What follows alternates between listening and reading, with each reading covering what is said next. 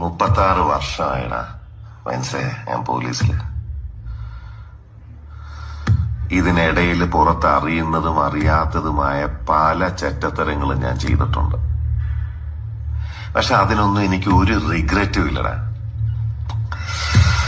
2 ദിവസം കഴിഞ്ഞ് ഞാൻ ഡിപ്പാർട്ട്മെന്റിൽ നിന്ന് റിട്ടയറായി DYSP മെഡലും വാങ്ങി ഇറങ്ങുമ്പോ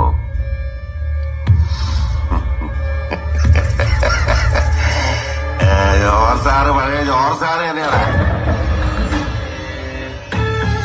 നീ ആരെയാണ് ഈ പേടിപ്പിക്കുന്നേ എന്നെ?